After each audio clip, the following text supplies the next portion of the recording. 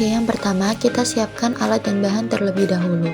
Untuk pembuatan keju aroma atau kejora, kita memerlukan kulit lumpia, keju, gula, glaze, air, tepung, minyak, talenan, wajan, kompor, spatula, pisau, piring, sendok, serta wadah untuk glaze.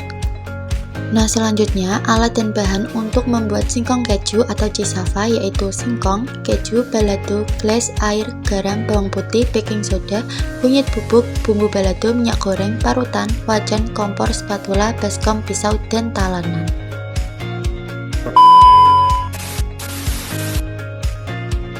Untuk langkah pertama, kita kupas terlebih dahulu kulit lumpianya ya. Sebelumnya, pastikan tangan kalian benar-benar bersih dengan mencuci tangan terlebih dahulu. Selanjutnya, potong keju dengan panjang dan kecil seperti pada video. Kemudian ambil keju dan beri sedikit gula di atas kulit lumpia, lalu gulung seperti di video. Dan beri air yang sudah dicampurkan dengan tepung untuk merakatkan kulit lumpia. Selanjutnya, panaskan minyak dan tunggu minyak hingga panas. Setelah minyak panas, bisa memasukkan keju aroma yang sudah digulung tadi. Masak hingga golden brown. Nah, sambil menunggu penggorengan, bisa menuliskan data pesanan di box masing-masing agar tidak ada salah dalam pengiriman, dan juga menempelkan logo stiker brand kami. Setelah keju aroma selesai digoreng dan ditiriskan, kita bisa melakukan tahap packing. Pada pengembangan usaha ini, kami menambahkan keju aroma menjadi isi 8. Kemudian taruh glaze ke tempat lain. Kami ada 3 varian glaze, yaitu coklat, green tea, dan tiramisu. Nah, selanjutnya beri topping glaze sesuai keinginan para customer. Oke, yang pertama kita kupas singkongnya terlebih dahulu. Pastikan tangan kalian bersih ya teman-teman. Setelah semua singkong terkupas, rendam singkong dengan air bersih selama 30 menit sampai 1 jam. Selanjutnya, haluskan bawang putih dan berikut tampilan bawang putih yang sudah dihaluskan. Setelah menunggu tadi singkongnya direndam, pindahkan ke dalam wadah yang berisi air bersih juga untuk melakukan pengerebusan. Selanjutnya, tambahkan kunyit bubuk, lalu aduk hingga merata agar warnanya terlihat lebih menarik. Selanjutnya, masukkan bawang putih yang sudah kita haluskan tadi dan aduk sampai merata. Kemudian, tambahkan baking soda secukupnya.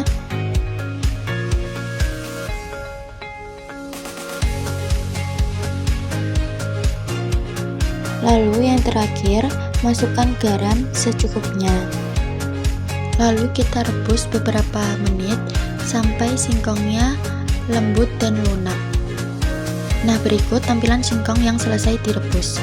Kemudian kita goreng singkong yang telah kita rebus tadi sampai golden brown. Setelah digoreng dan ditiriskan, selanjutnya masuk ke tahap packing.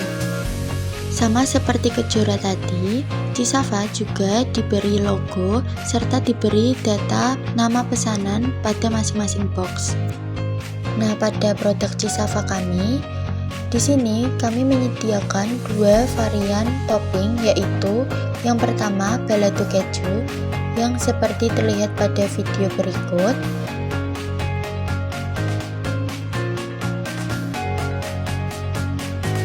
Nah, untuk pengembangan usaha cassava ini dengan topping baru, yaitu dengan topping glaze.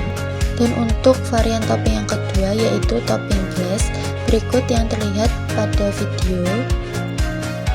Nah, di sini beberapa orderan cassava ada yang memakai topping balado keju dan juga ada yang memakai topping glaze.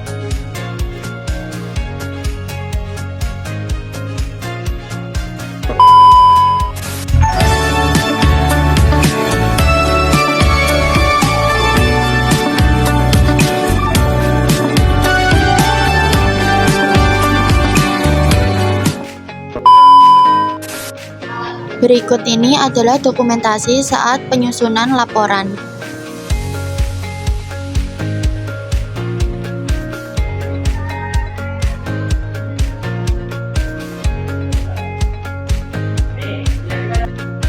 Selanjutnya di sini ada analisis SWOT, yaitu yang pertama strength atau kekuatan, yang kedua ada weakness atau kelemahan, kemudian yang ketiga ada opportunity atau peluang,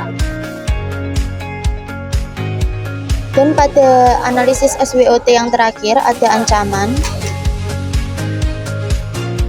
Selanjutnya di sini ada modal produksi pada tabel berikut, yaitu rincian pengeluaran dari PO pertama sampai keempat dengan total modal produksi Rp369.754. Nah, selanjutnya ada data pesanan pada tabel yang pertama, yaitu rincian penjualan PO pertama dengan total Rp160.000 dan rincian penjualan PO kedua dengan total Rp138.000. Nah, kemudian pada tabel berikut yaitu rincian penjualan PO3 dengan total Rp164.000 dan rincian penjualan PO4 dengan total Rp184.000.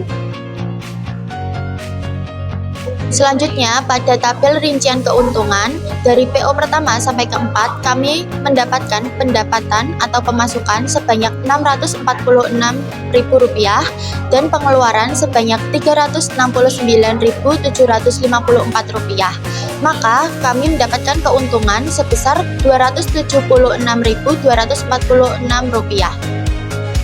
Setiap PO menghasilkan jumlah keuntungan yang berbeda karena variasi jumlah pesanan, perbedaan komposisi bahan, serta perubahan biaya produksi. Setelah seluruh pendapatan dan pengeluaran direkap, total keuntungan dari PO1 hingga PO keempat mencapai Rp276.246.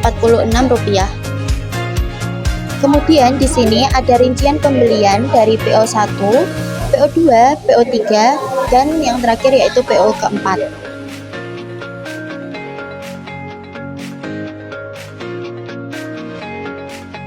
Dan kami telah mempublikasikan keempat pamflet, yaitu dari PO pertama sampai keempat. Nah, selanjutnya di sini ada beberapa testimoni dari konsumen. Kemudian dapat kita tarik kesimpulan, yaitu secara keseluruhan kegiatan pengembangan usaha ini memberikan pengalaman nyata dalam mengelola bisnis skala kecil, mulai dari pencatatan pesanan, perhitungan modal, produksi, pemasaran, hingga evaluasi hasil. Usaha dinilai layak untuk dikembangkan lebih lanjut karena memiliki potensi pasar yang cukup baik dan menghasilkan keuntungan.